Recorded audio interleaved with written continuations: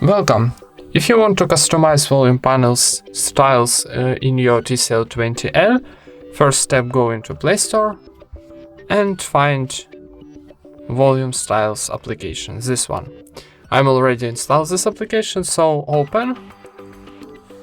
Then need choose some volume styles, for example iOS.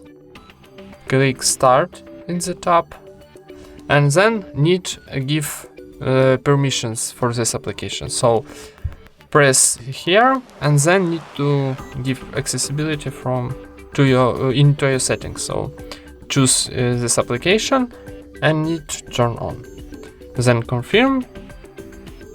And now we got new volume styles from iOS into our TCL 20L. And that's it. Thank you for watching, leave thumbs ups and subscribe to our channel.